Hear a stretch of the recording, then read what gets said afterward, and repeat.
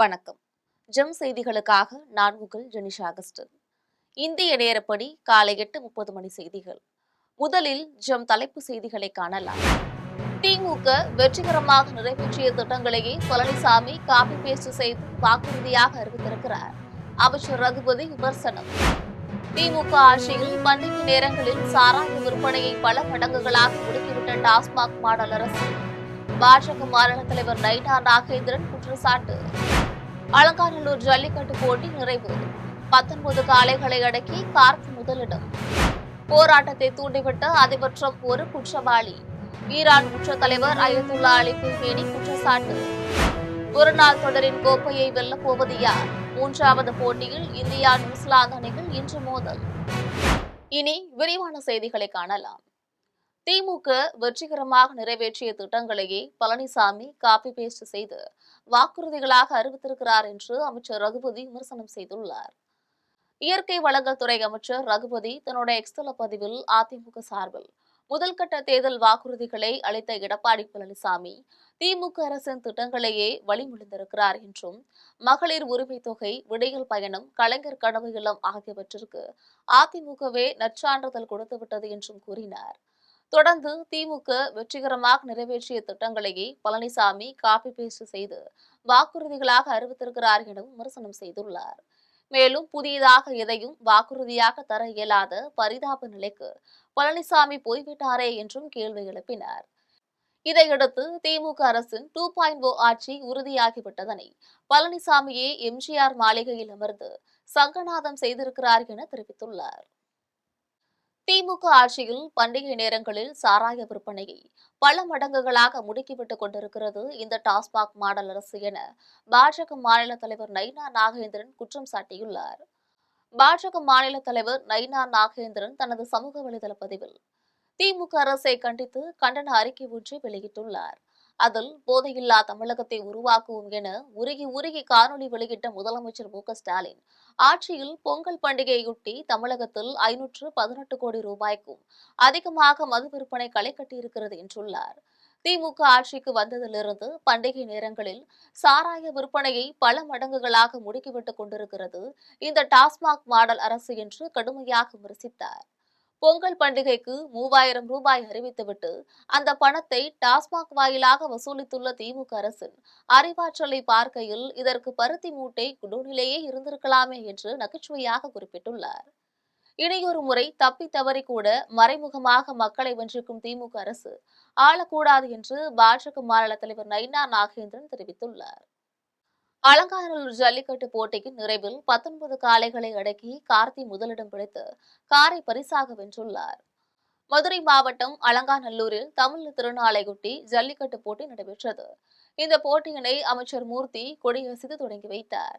இதில் 1100 காளைகளும் 600க்கும் மேற்பட்ட மாடுபிடி வீரர்களும் பங்கேற்றனர். இந்நிலையில் ஜல்லிக்கட்டு போட்டியின் நிறைவில் கருப்பாயூரணி கார்த்தி 19 காளைகளை அடக்கி 8 லட்சம் ரூபாய் மதிப்பிலான காரை பரிசாக தட்டி சென்றார். இதேபோல் பூவந்தியை சேர்ந்த அபிசித்தர் 16 காளைகளை அடக்கி இருசக்கர வாகனத்தை பரிசாக வென்றார். இதையடுத்து சிறந்த காளைகளுக்கான முதல் பரிசை வென்ற காளையின் உரிமையாளருக்கு டிராக்டர் பரிசாக வழங்கப்பட்டது. ஈரானில் போராட்டத்தை தூண்டிவிட்ட அதிபர் ட்ரம்ப் ஒரு குற்றவாளி என ஈரான் உச்ச தலைவர் அயத்துல்லா அலி குமேனி குற்றம் சாட்டியுள்ளார். ஈரானிய நாணயமான ரியால் அமெரிக்க டாலருக்கு எதிராக மிக மோசமான வீழ்ச்சியை சந்தித்தது. இதனால் ஈரான் பொருளாதார நெருக்கடியடைந்ததை அடுத்து தெஹ்ரான் உள்ளிட்ட முக்கிய நகரங்களில் வீதிகளில் இறங்கி பொதுமக்கள் மற்றும் வியாபாரிகள் போராடினர். போராட்டத்தில் ஈடுபட்டவர்களுக்கும் பாதுகாப்பு படையினருக்கும் இடையே பல இடங்களில் மோதல் வெடித்ததை தொடர்ந்து வன்முறையாக மாறியது. தொடர்ந்து வன்முறையில் உயிரிழந்தோர் எண்ணிக்கை 3000 தாண்டியது. இந்நிலையில் ஈரான் போராட்டத்தை ஆதரித்ததற்காக அமெரிக்க அதிபர் டொனால்ட் ட்ரம்ப் குற்றவாளி என ஈரான் உச்ச தலைவர் அயத்துல்லா அலி குமேனி குற்றம் சாட்டினார். ஈரான் தொலைக்காட்சியில் இதுகுறித்து கமேனி பேசியபோது அமெரிக்கா ஈரானின் பொருளாதார மற்றும் அரசியல் வளங்கள் மீது ஆதிக்கம் செலுத்த முயல்கிறது என்றார். உயிரிழப்புகள் மற்றும் சேதங்கள் காரணமாகவும் ஈரானிய தேசத்திற்கு எதிரான குற்றச்சாட்டுகள் காரணமாகவும் அமெரிக்க ஜனாதிபதியை ஒரு குற்றவாளியாகவே கருதுவதாக தெரிவித்துள்ளார். போராட்டக்காரர்கள் அமெரிக்காவின் காலாட்படை வீரர்கள் என்றும் அவர்கள் மசூதிகளையும் கல்வி மையங்களையும் அழித்துவிட்டனர் என்று குற்றம் சாட்டினார். இந்தியா நியூசிலாந்து அணிகளுக்கு இடையேயான மூன்றாவது ஒருநாள் கிரிக்கெட் போட்டி இன்று நடைபெறவுள்ளது. இந்தியாவுக்கு சுற்றுப்பயணம் மேற்கொண்டுள்ள நியூசிலாந்து கிரிக்கெட் அணி 3 ஒருநாள் தொடர் போட்டியில் பங்கேற்றுள்ளது. இதில் முதல் போட்டியில் இந்திய அணியும், இரண்டாவது போட்டியில் நியூசிலாந்து அணியும் வெற்றி பெற்று 1-1 என கணக்கில் சமநிலையில் உள்ளது. இந்நிலையில் இரு அணிகளுக்கு இடையேயான மூன்றாவது ஒருநாள் போட்டி இந்தூரில் நடைபெறுகிறது. இந்த போட்டியில் இந்திய அணி நியூசிலாந்தை வீழ்த்தி தொடரை வெல்லும் ஆர்வத்துடன் இருக்கிறது. எனவே வெற்றியுடன் கோப்பையை வெல்லப் போவது யார் என ரசிகர்களிடையே பலத்த எதிர்பார்ப்பு ஏற்பட்டுள்ளது. திமுக ஆட்சியில் கிராமம் முதல் நகரம் வரை பல்வேறு வகையில் போதைப் பொருட்கள் விற்பனை செய்யப்படுகிறது என அதிமுக பொதுச் செயலாளர் எடப்பாடி பழனிசாமி குற்றம் சாட்டியுள்ளார். சேலம் மாவட்டம் மேச்சேரியில் அதிமுக பொதுச் செயலாளர் எடப்பாடி பழனிசாமி முன்னிலையில் பொங்கல் விழா நடைபெற்றது. இதன் விழா மேடையில் எடப்பாடி பழனிசாமி பேசிய போது, இந்த ஆண்டு நடைபெறவுள்ள சட்டமன்ற தேர்தலில் நமக்கு அத்தனை பேருக்கும் வழி பிறக்கும் என்றார். புரட்சித் தலைவர் எம்ஜிஆர், புரட்சித் தலைவி ஜெயலலிதா பிறகும் அடித்தட்டு மக்களுக்கு ஏராளமான திட்டங்களை தந்தது அதிமுக என்றும், நடைபெறவுள்ள சட்டமன்ற தேர்தலில் இன்னும் சில கட்சிகள் இணையப் போகிறது என்றும் தெரிவித்துள்ளார். திமுக ஆட்சியில் சட்ட ஒழுங்கு அடியோடு சீர்குலைந்து விட்டது என்றும், கிராமம் முதல் நகரம் வரை பல்வேறு வகையில் போதைப் பொருட்கள் விற்பனை செய்யப்படுகிறது என குற்றம் சாட்டினார். திமுக கூட்டணியில் உள்ள காங்கிரஸ் கை நழுவி போகப் போகிறது என்றும், அவர்கள் கூட்டணி நிலைக்குமா நிலைக்காதா என்ற கேள்விக்குறி எழுந்துள்ளது என்றும் கூறினார். காரைக்கால் கார்னிவல் திருவிழாவில் 2ஆம் நாள் நிகழ்ச்சியின் தொடக்கமாக நடைபெற்ற மாரத்தான் போட்டியினை அமைச்சர் திருமுருகன் தொடங்கி வைத்தார்.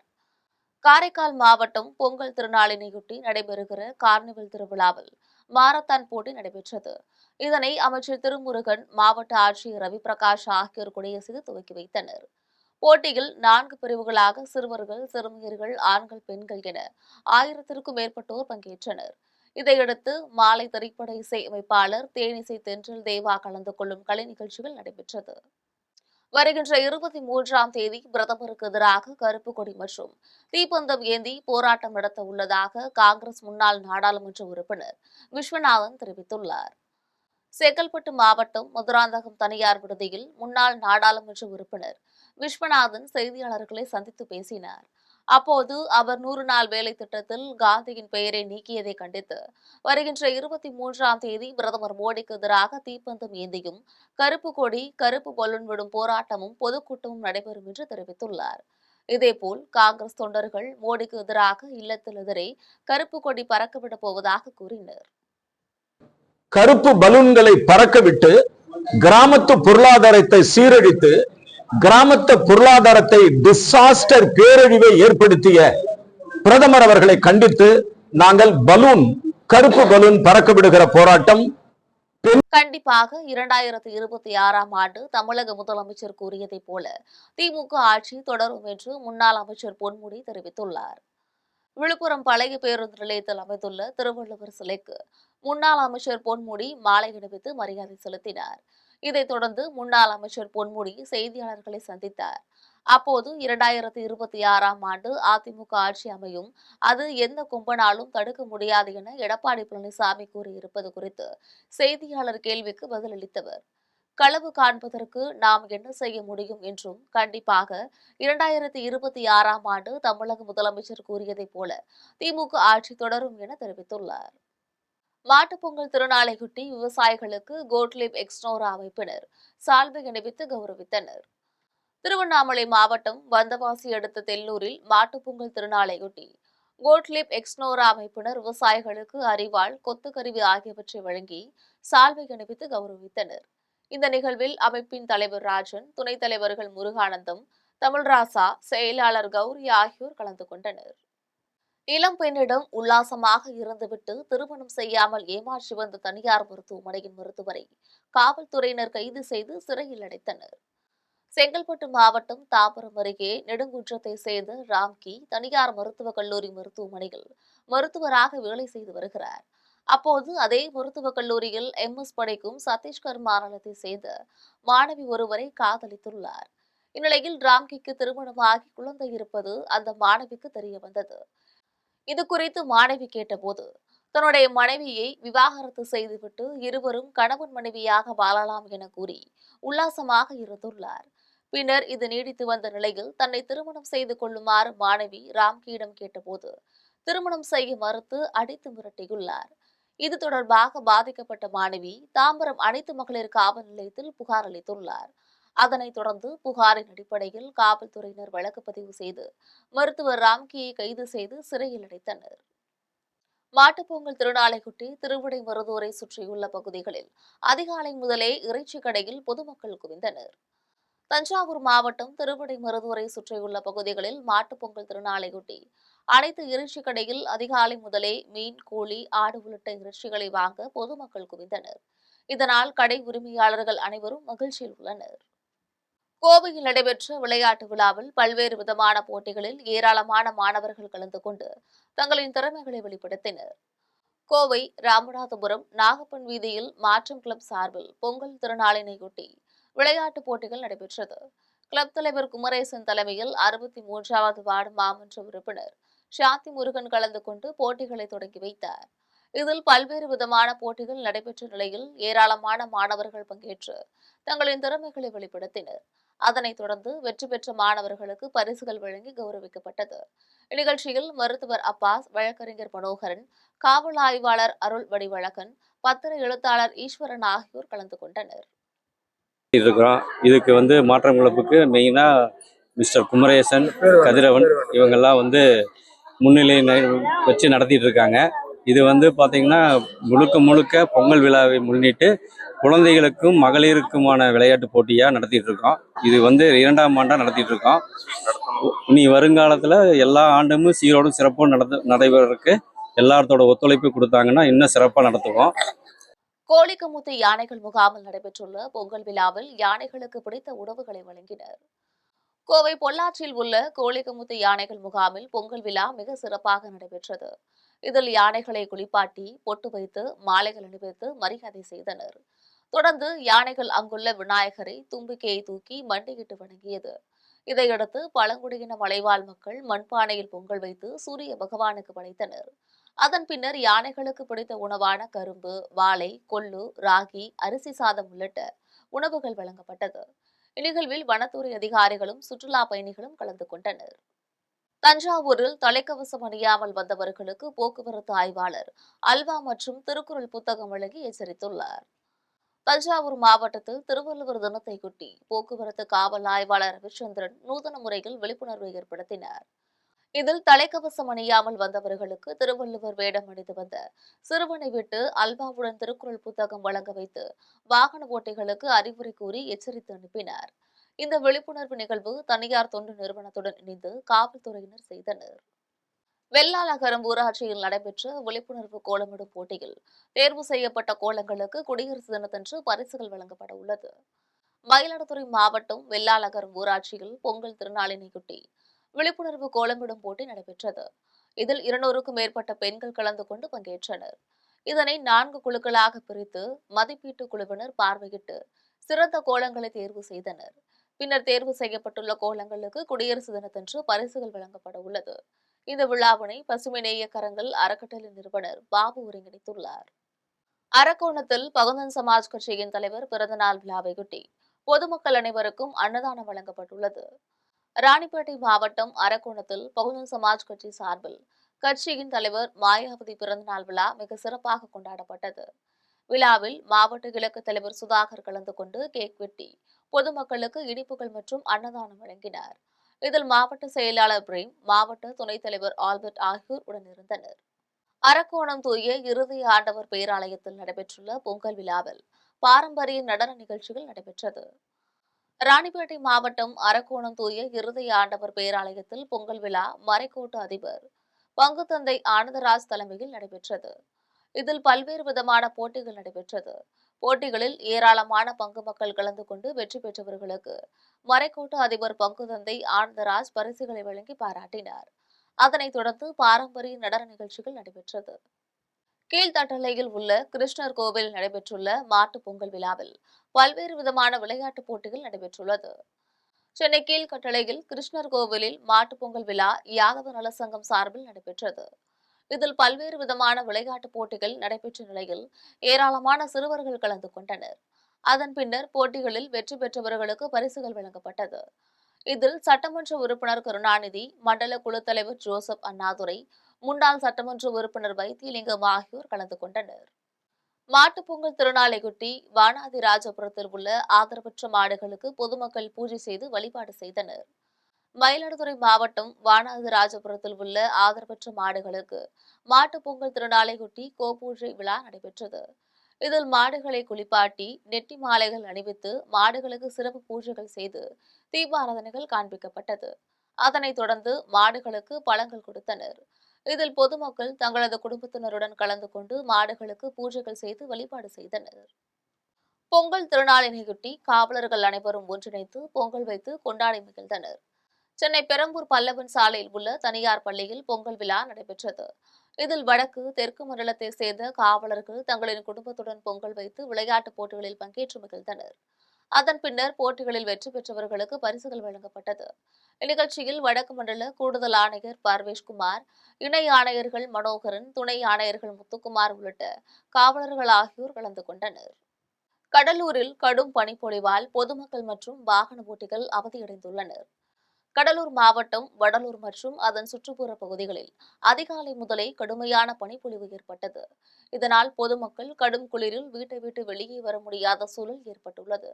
அதனைத் தொடர்ந்து வாகனத்தை அடையாளம் காண முடியாத அளவிற்கு வாகன ஓட்டிகள் மிகுந்த அவதியடைந்தனர். போகி பண்டிகையின் போது கொளுத்தப்பட்டுள்ள பயன்பாடற்ற பொருட்களின் காரணமாக ஏற்பட்டுள்ள புகை மண்டலத்துடன் தற்பொழுது பனிப்பொழிவும் சேர்ந்து சுற்றுச்சூழலை பாதிக்கும் விதமாக உள்ளதால் பொதுமக்கள் அச்சமடைந்துள்ளனர். திருவிடைமருதூரில் அதிமுக சார்பில் புரட்சித் தலைவர் எம்ஜிஆரின் 109வது பிறந்தநாள் விழா நடைபெற்றது. தஞ்சாவூர் மாவட்டம் திருவிடைமருதூரில் அதிமுக சார்பில் புரட்சித் தலைவர் எம்ஜிஆரின் 109வது பிறந்தநாள் விழா நடைபெற்றது. இதில் தஞ்சை கிழக்கு மாவட்ட செயலாளர் பாரதி மோகன் தலைமை வகித்தார். இந்நிகழ்ச்சியில் ஏராளமான அதிமுகவினர் திருப்பனந்தாள் கடைவீதியில் அமைந்திருந்த எம்ஜிஆர் திருவுருவப் படத்திற்கு மாலை அணிவித்து மரியாதை செலுத்தி பொதுமக்களுக்கு இனிப்புகள் வழங்கி கொண்டாடினர். இந்நிகழ்வில் மீனவர் அணி மாவட்ட செயலாளர் ராஜேந்திரன், தெற்கு ஒன்றிய செயலாளர் ராதாகிருஷ்ணன் மற்றும் பலர் கலந்து கொண்டனர். தஞ்சையில் உள்ள பெரிய கோவிலில் மகாநந்தியம் பெருமானுக்கு மகர சங்கராந்தியை முன்னிட்டு சிறப்பு அலங்காரம் செய்யப்பட்டதை அடுத்து அதனை காண ஏராளமான பக்தர்கள் கலந்து கொண்டனர். தஞ்சையில் உள்ள பெரிய கோவிலில் எழுந்தருளி இருக்கும் மகாநந்தியம் பெருமானுக்கு மகர சங்கராந்தியை முன்னிட்டு முறுக்கு, ஜாங்கிரி, பாதுஷா உள்பட 2000 கிலோ எடையில் அனைத்து வகையான காய்கறிகள், பழங்கள், இனிப்புகளை கொண்டு சிறப்பு அலங்காரம் செய்து மகா தீபாராதனை காண்பிக்கப்பட்டது. தொடர்ந்து நடந்த கோபூஜையில் 108 பசுமாட்டிற்கு மஞ்சள் குங்குமம் இட்டு புது துணி அணிவித்து சிறப்பு பூஜைகள் நடைபெற்றன. இந்நிகழ்வில் தஞ்சை மாவட்ட ஆட்சியர் பிரியங்கா பங்கஜம் கலந்து கொண்டு தன்னுடைய குழந்தைகளுடன் பசுமாட்டிற்கு வாழைப்பழம் உணவாக கொடுத்து பூஜைகள் செய்துள்ளார். இதில் ஏராளமான பக்தர்கள் கலந்து கொண்டு நந்தியம் பெருமானை வழிபட்டனர். மயிலாடுதுறை மாவட்டம் திருக்குறள் பேரவை சார்பில் திருவள்ளுவர் திருத்தேர் நகர்வலம் நடைபெற்றது. மயிலாடுதுறை மாவட்டம் திருக்குறள் பேரவை சார்பில் விசித்திராயர் வீதியில் உள்ள வள்ளுவர் கோட்டத்திலிருந்து திருவள்ளுவர் திருத்தேர் நகர்வலம் நடைபெற்றது. இதில் பேரவைத் தலைவர் சிவசங்கரன் தலைமை வகித்தார். இந்நிகழ்வில் நகர்வலத்தை மாவட்ட காவல் கண்காணிப்பாளர் ஸ்டாலின் கொடியசைத்து தொடங்கி வைத்தார். இதில் திருவள்ளுவர் போல் வேடமணிந்த மாணவர்களும் தமிழறிஞர்கள், தமிழ் ஆர்வலர்கள் ஏராளமானோர் கலந்து கொண்டனர். திருவள்ளுவர் ஓவியத்தை வரைந்த வேணுகோபால் சர்மா வரைவதை போன்ற படமும் இன்றைய நகர்வலத்தில் இடம்பெற்றது குறிப்பிடத்தக்கது. தென்காசியில் உள்ள நியாய விலைக் கடையில் விலையில்லா வேஷ்டி சேலை ஆகியவை வழங்கப்படாததால் தமிழக அரசின் மீது குடும்ப அட்டைதாரர்கள் கடும் அதிருப்தி அடைந்துள்ளனர். தென்காசி மாவட்டம் ஐயாபுரம் கிராமத்தில் உள்ள நியாய விலைக் கடையில் குடும்ப அட்டைதாரர்களுக்கு வழங்கப்பட்டு வரும் பொங்கல் பரிசு தொகுப்பு வாங்குவதற்கு முதியவர்கள் ரேகை விழவில்லை என கூறி அலைய விடுவதாக மூதாட்டிகள் வேதனையுடன் தெரிவித்துள்ளனர். மேலும் பொங்கல் பண்டிகைகளுக்கான விலையில்லா வேஷ்டி சேலை ஆகியவை வழங்கப்படாததால் அரசின் மீது குடும்ப அட்டைதாரர்கள் கடும் அதிருப்தியடைந்து வருகின்றனர். இதுகுறித்து மாவட்ட நிர்வாகம் நடவடிக்கை எடுக்க வேண்டும் என்று பொதுமக்கள் கோரிக்கை விடுத்துள்ளனர். சார், நானும் இப்போ 3 நாளாக அலையுதேன். எனக்கு ரேகை உழவ மாட்டுக்கு. ஐயாபுரம் போஸ்ட் ஆஃபீஸுக்கு சொன்னாங்க தங்காசி, அங்கேருந்து எல்லாம் வாங்கியாந்து கொடுத்தேன் முதல்ல. இப்போ அந்த ஆள் இல்லைன்ட்டாங்க, பேரே காங்கலன்ட்டாங்க. ரேகையே உழ மாட்டுக்கு. இப்போ 3 நாளாக நான் அலையுதேன் சார், ரேகை உழ மாட்டுக்கு. ஐயாபுரம். விருதுநகரில் தமிழக வெற்றிக் கழக மாவட்ட செயலாளர் செல்வம் கலந்து கொண்டு விலையில்லா விருந்தகத்தை திறந்து வைத்துள்ளார். விருதுநகர் மாவட்டம் பாளையம்பட்டியில் தமிழக வெற்றிக் கழகம் சார்பில் விலையில்லா விருந்தகம் திறப்பு விழா நிகழ்ச்சி நடைபெற்றது.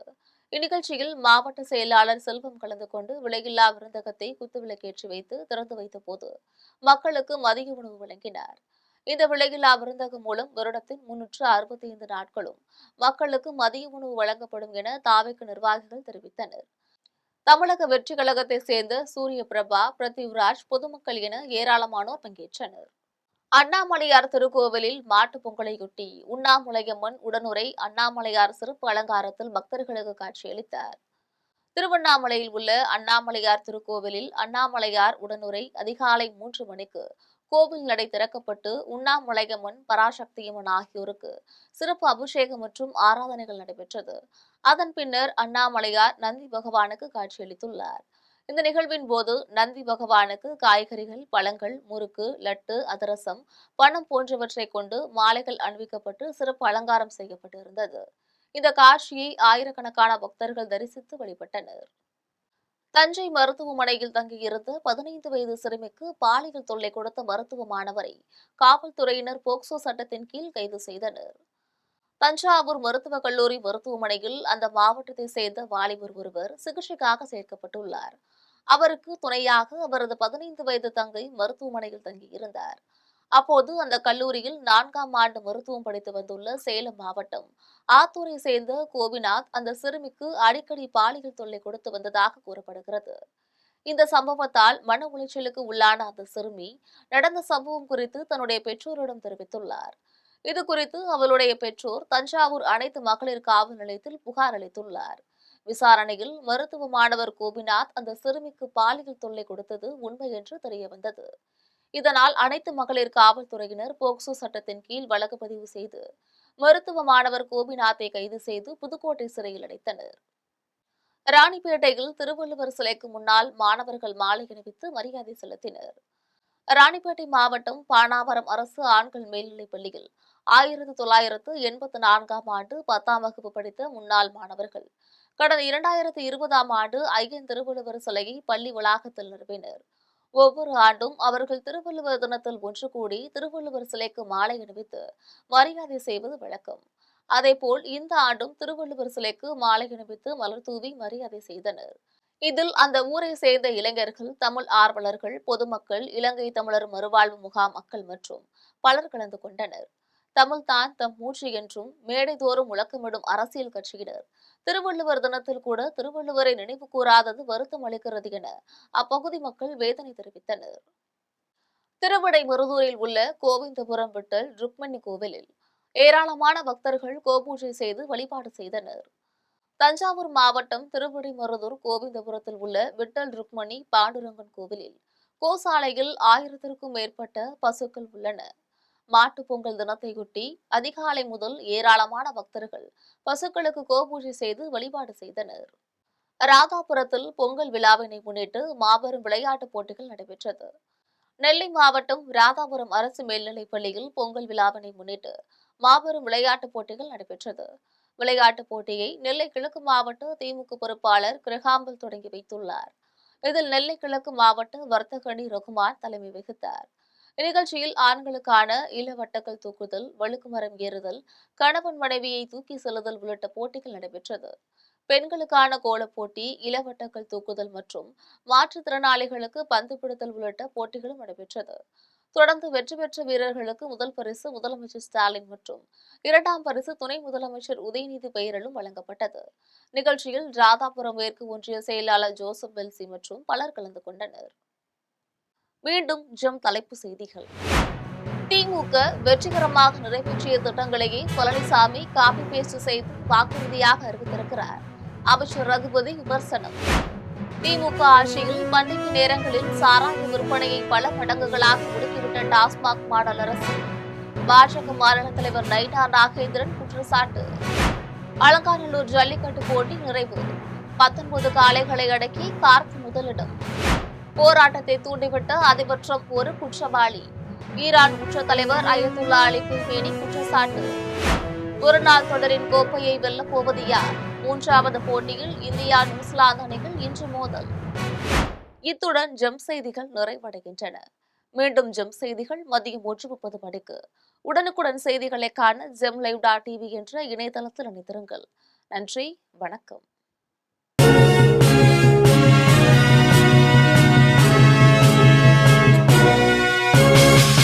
உடனுக்குடன் அப்டேட் தெரிந்து கொள்ள ஜெம் டிவி தமிழ் ஆப்பை இன்ஸ்டால் செய்யவும்.